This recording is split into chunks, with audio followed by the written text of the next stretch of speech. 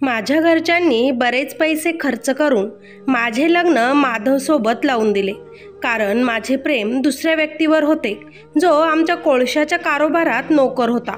मी त्याच्यासोबत पळून जाऊ नये म्हणून घरच्यांनी घाईतच हा निर्णय घेतला होता. आईवडिलांच्या मान सन्मानासाठी मी माधवला स्वीकारले. माझा प्रियकर रमेशला विसरण्याचा प्रयत्न केला. माझ्या लग्नाच्या रात्री जेव्हा मी आणि माधव आमच्या सुहागरातीच्या बेडवर बसलो, तेव्हा माझ्यासोबत खूपच विचित्र काहीतरी घडत आहे असे मला वाटले. माझ्याजवळ येण्याअगोदर माझ्या नवऱ्यानं रूममधील सगळ्या लाईट बंद केल्या. तरीही माझा झालेला नवरा मला डोळे बंद करायला लावत होता. त्याचं ऐकून मी डोळे बंद केले. त्याचा होणारा स्पर्श मला खूपच वेगळा वाटत होता. एखादं खेळणं घेऊन माझ्यासोबत खेळलं जात आहे असाच काहीसा भास होता. आता रोज रात्री माझा नवरा कपाटाजवळ जायचा, काहीतरी घेऊन लाईट बंद करायचा आणि मला डोळे झाकायला सांगायचा आणि नंतरच आमच्यात शारीरिक संबंध प्रस्थापित व्हायचे.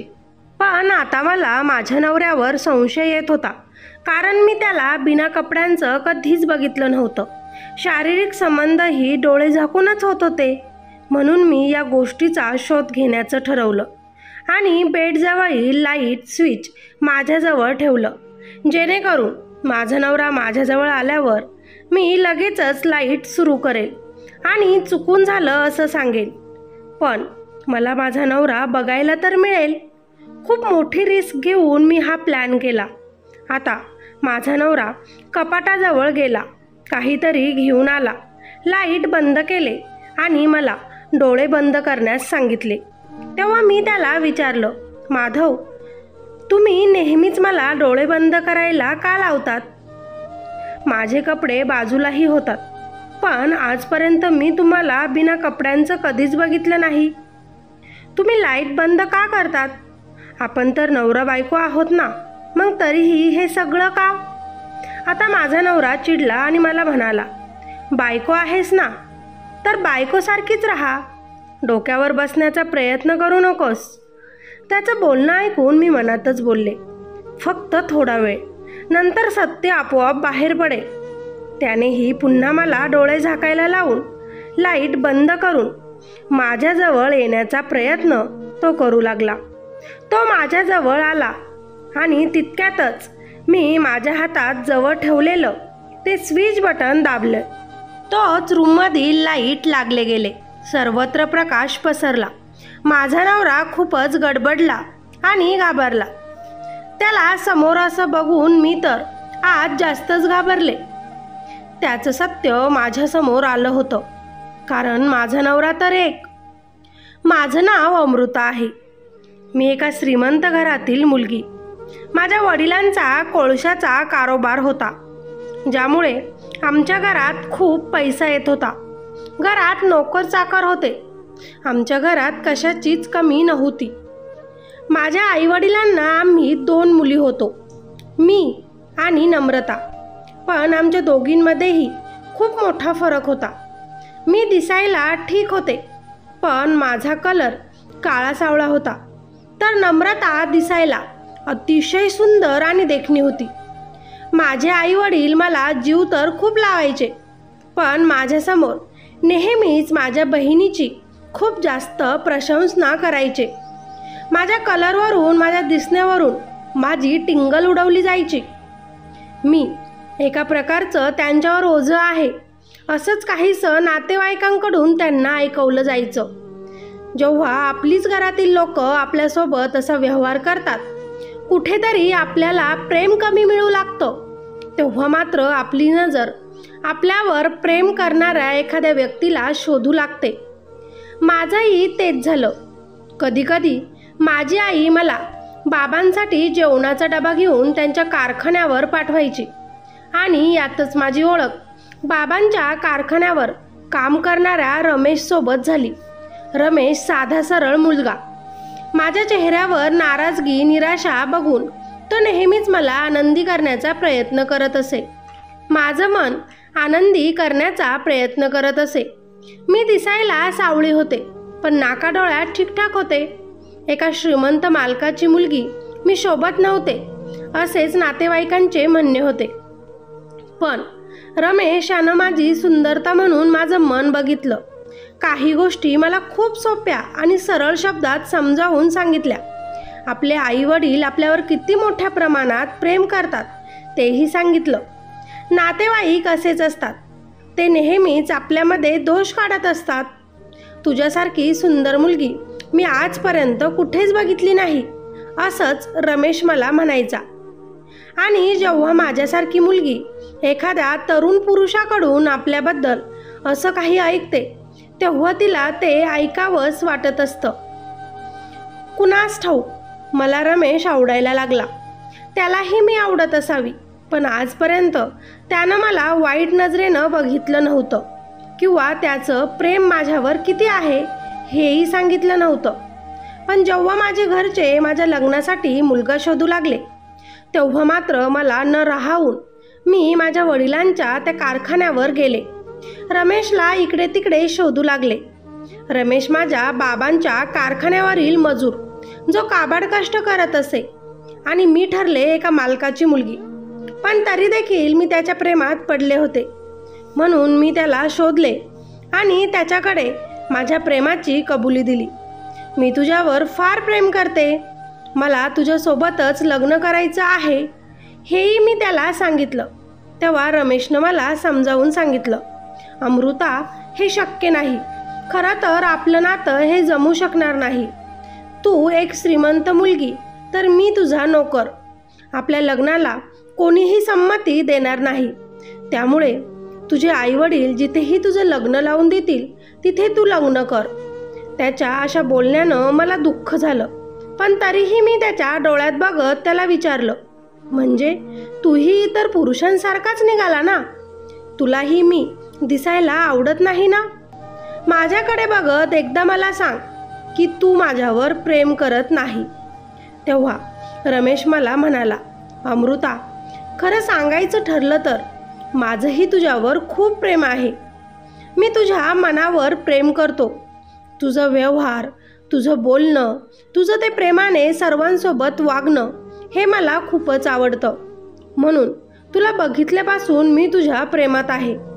पण तरीही गोष्ट मी तुला कधीच बोलवून दाखवणार नव्हतो, कारण मी तुझ्या वडिलांच्या कारखान्यात नोकर म्हणून काम करतो आहे.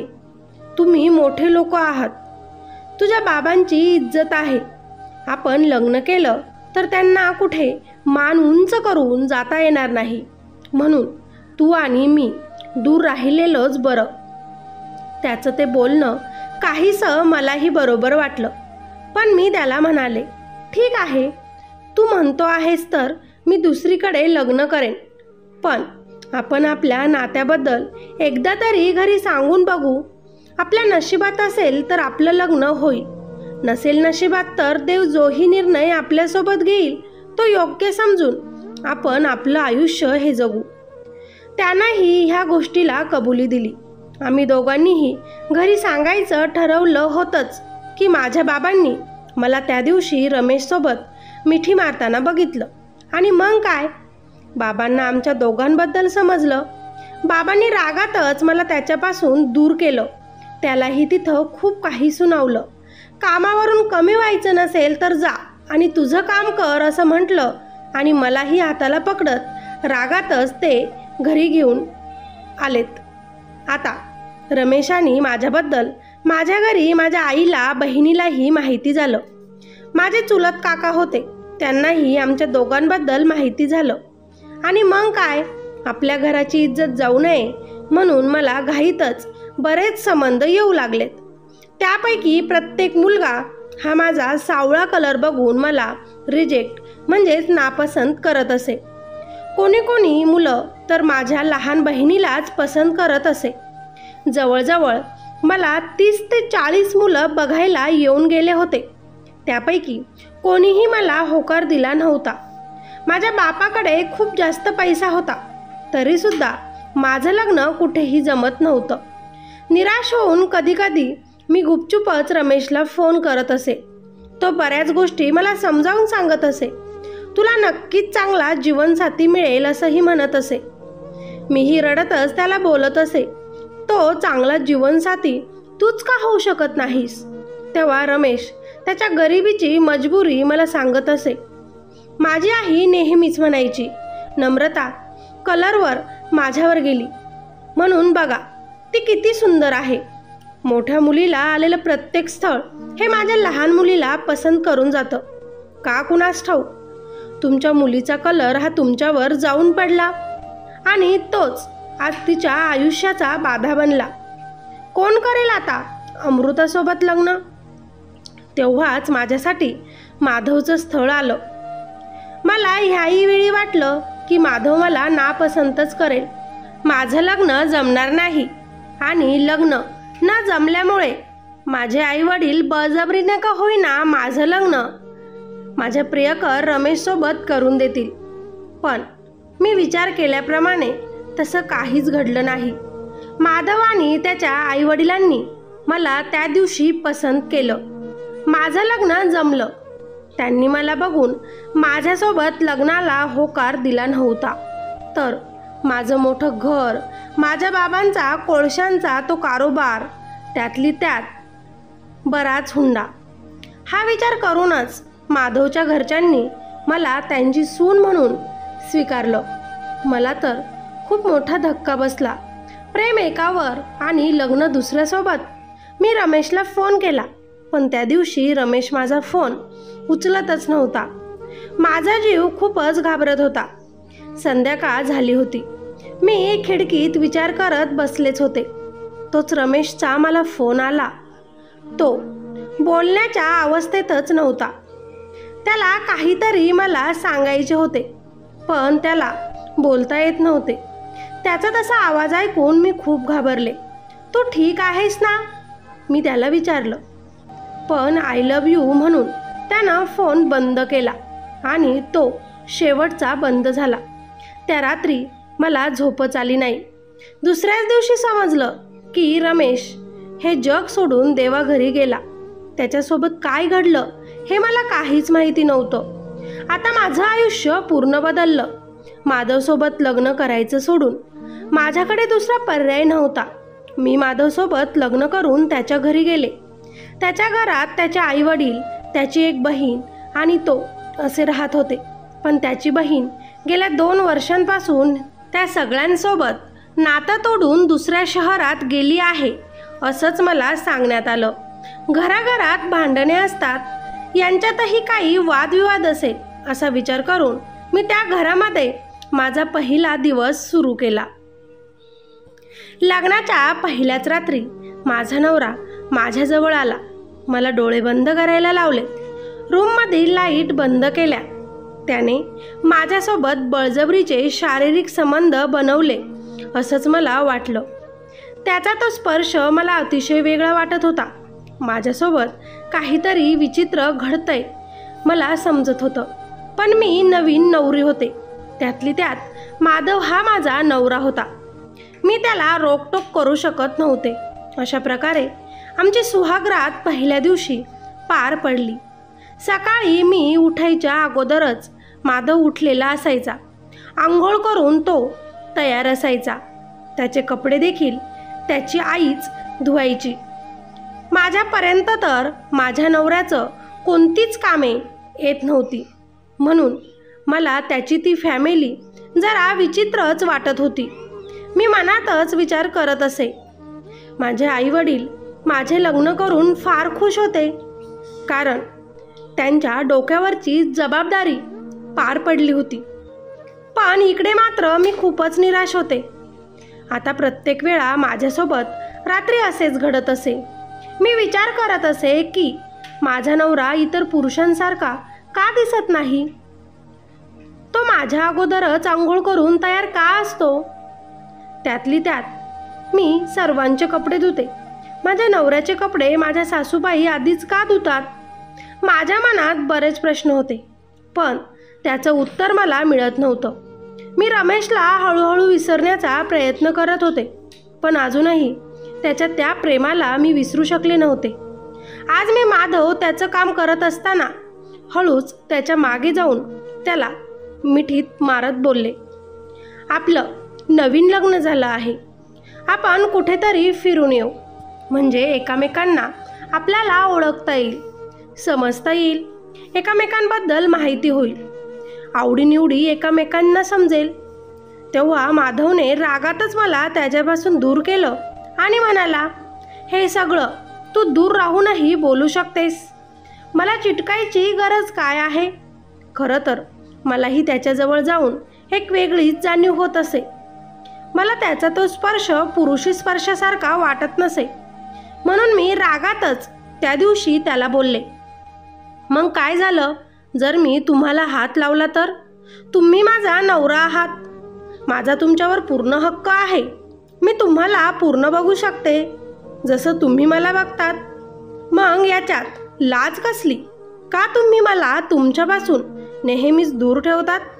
आपलं लग्न झालंय ना, मग तरीही तुम्ही लाईट बंद करून शारीरिक संबंध का बनवतात?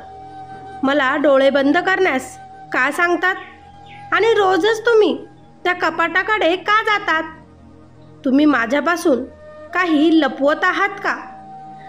आता मात्र माधव खूपच चिडला आणि मला म्हणाला की बायको आहेस तू माझी आणि मी तुझा नवरा, मी काहीही करू, मला ज्या गोष्टीत मजा वाटते मी तेच करतो.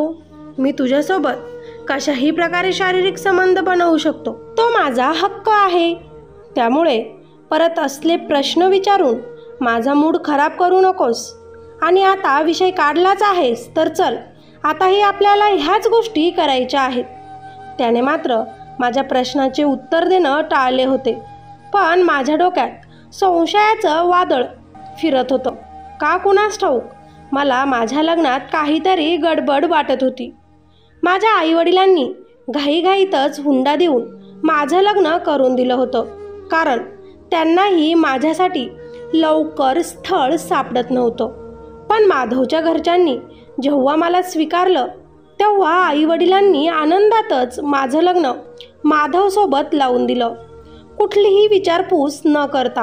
आणि म्हणूनच आज माझ्या मनात संशय होता की माधव माझ्यासोबत काहीतरी चुकीचं करत आहे. त्याचे घरचे माझ्यापासून काहीतरी लपवत आहेत. आता मी जे चाललंय त्याच्या खोलपर्यंत जाण्याचा प्रयत्न केला आणि त्या रात्री मी लाईटचा स्विच माझ्याजवळ ठेवला, जेणेकरून माधव माझ्याजवळ आल्यावर मी त्याला पुरुषी रूपात बघू शकेल. माझा त्याच्याबद्दलचा तो गैरसमज दूर होईल. आणि तेच झालं. माधव नेहमीप्रमाणे माझ्याजवळ आला. लाईट बंद झाले, डोळे बंद करायला सांगितले. त्यानं संबंध प्रस्थापित करायला सुरू केलं, जे की मला खूपच विचित्र वाटत होतं. तितक्यातच मी हाताजवळ असलेला स्विच बटन दाबलं. रूममध्ये जेव्हा लाईट लागले तेव्हा माझ्या पायाखालची जमीन सरकली, कारण माझा नवरा हा एक पुरुष नसून एक स्त्री होता. त्यानं त्याच्या कमरेला लैंगिक खेळणी म्हणजेच लैंगिक आनंद वाढवण्यासाठी वापरलेली वस्तू बांधलेली होती आणि तो त्यानंच माझ्यासोबत आजपर्यंत संबंध प्रस्थापित करत होता. मी खूप घाबरले.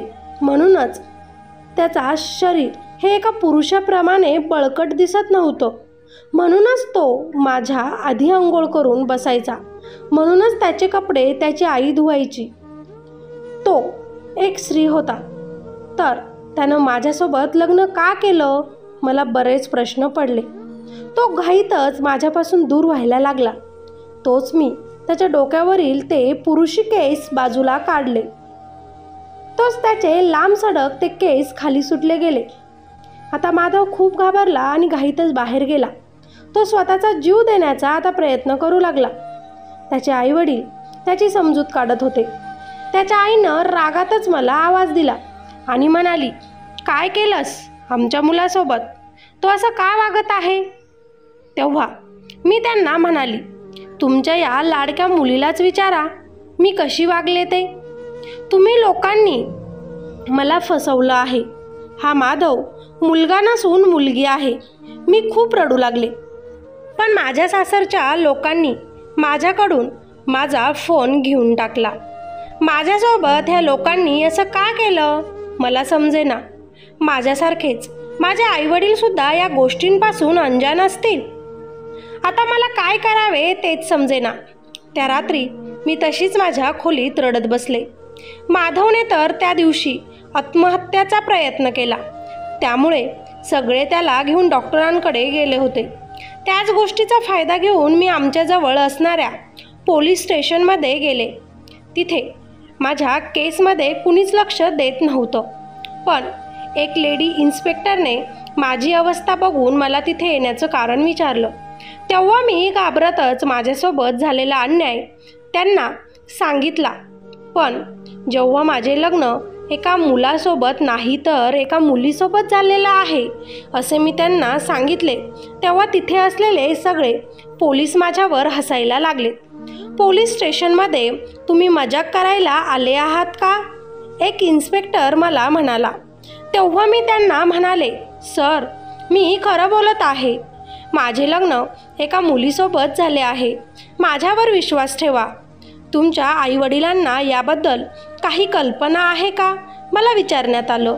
कदाचित त्यांनाही काहीच माहिती नाही. माझ्या सासरच्या लोकांनी आम्हाला फसवलं. मी रडूनच बोलली. माझी कंप्लेंट लिहून घेण्यात आली, पण मी पोलीस स्टेशनमधून माझ्या सासरी जायला तयार नव्हते. माझ्या जीवाला धोका आहे असं मी सांगत होते. म्हणून विचारपूस करण्यासाठी पोलिसांनी माधवला पोलीस स्टेशनमध्ये बोलवून घेतले. माधव आणि त्याचे आईवडील पोलीस स्टेशनमध्ये आलेत.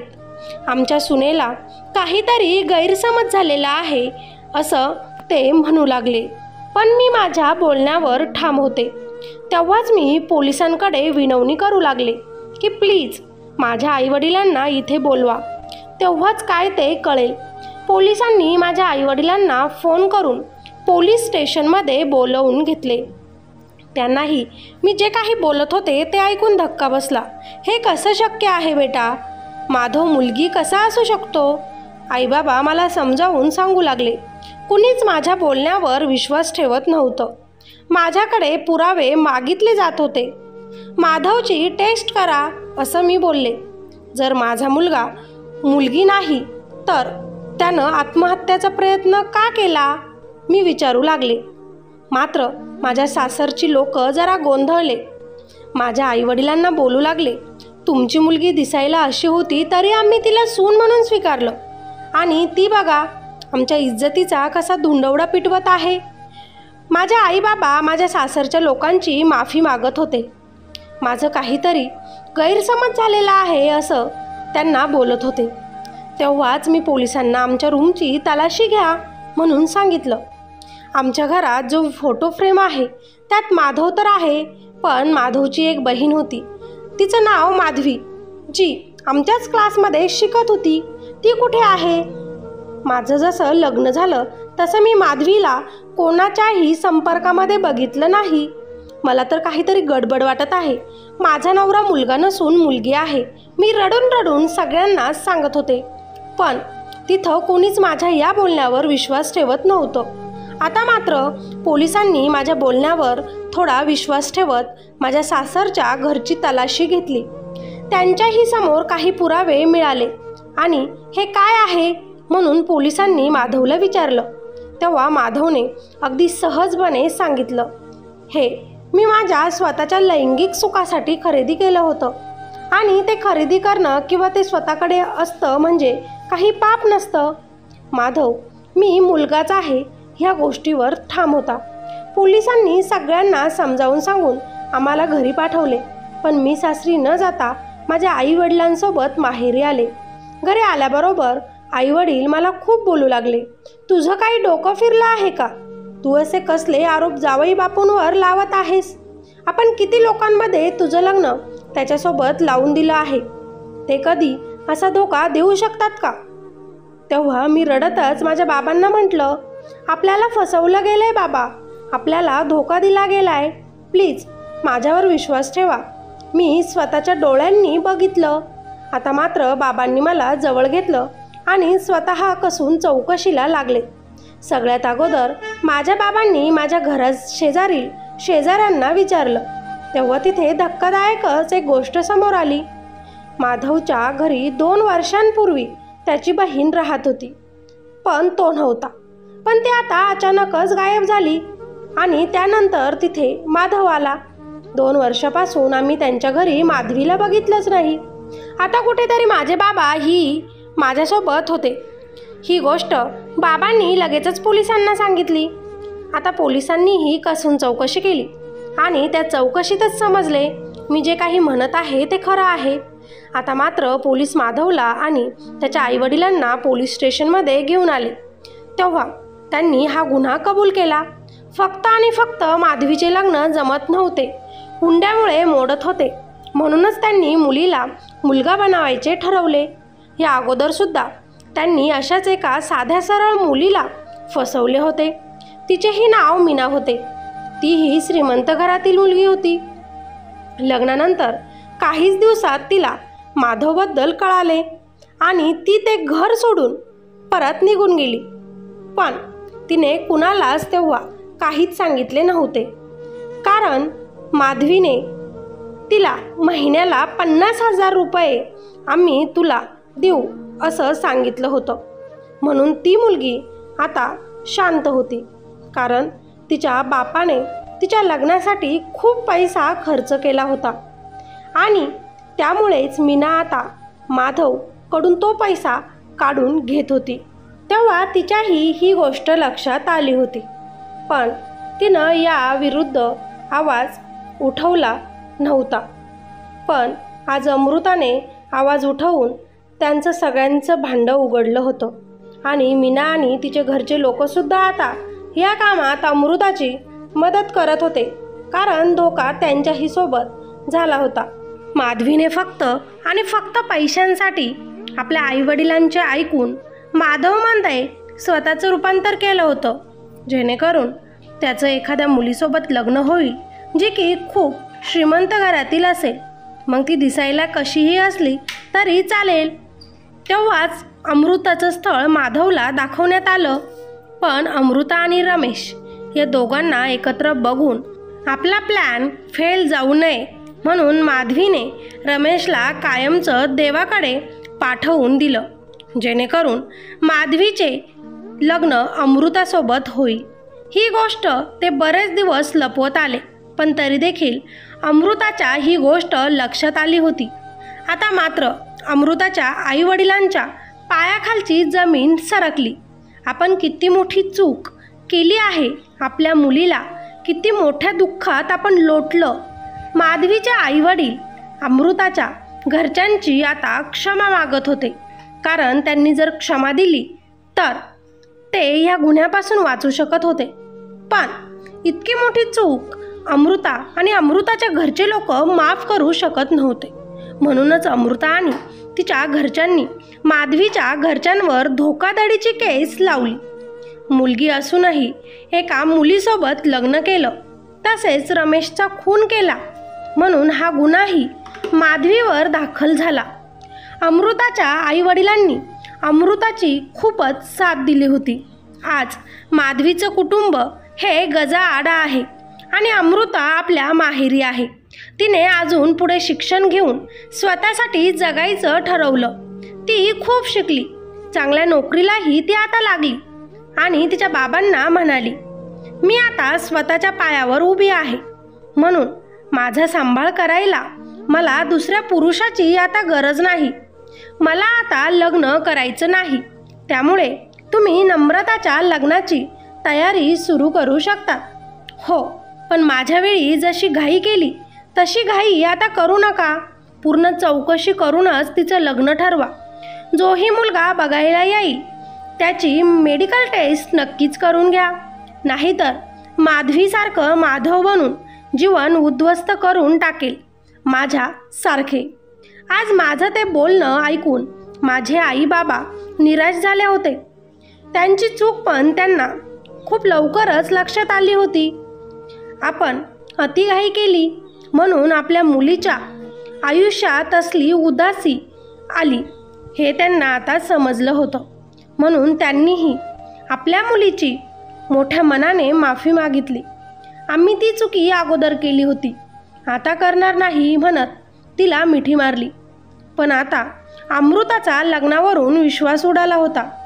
तिला आपलं आयुष्य स्वतःसोबतच जगायचं होतं, कारण तिच्यासोबत तिचा प्रियकर रमेश एखाद्या सावलीप्रमाणे होता. मित्र आणि मैत्रिणी, या गोष्टीचे तात्पर्य, लग्न जमवण्यात अत्यंत घाई करू नका. समोरील स्थळ जर जास्त घाई करत असेल तर त्या स्थळाची चौकशी अतिशय खोलवर प्रमाणात करा. एखाद्या मुलामध्ये जर तुम्हाला काही भिन्नपणा आढळला तर लगेच त्या मुलाची मेडिकल टेस्ट करा. पण आपल्या मुलीचं लग्न असं कोणाही सोबत करून देऊ नका. हुंडा देऊन तुमची जबाबदारी संपते असं नसतं. भलेही मुलीला गरीब घरात बघून दिलं तरी चालेल, फक्त मुलगा हा मनाने मोठा असला पाहिजे. कितीही धोका दिला, कितीही कुणापासून लपवून ठेवलं तरी एक ना एक दिवस ते सत्य बाहेर पडतंच. म्हणून सत्य स्वीकारा. कुणाचं जीवन बर्बाद करू नका. स्टोरी आवडली असेल तर लाईक नक्की करा. कॉमेंट करून आपल्या प्रतिक्रिया नक्कीच नोंदवा. तुम्हाला काय वाटतं ते मला कमेंटमध्ये नक्की सांगा. आणि हो, चॅनलवर नवीन असाल तर सबस्क्राईब करायला अजिबातही विसरू नका. धन्यवाद.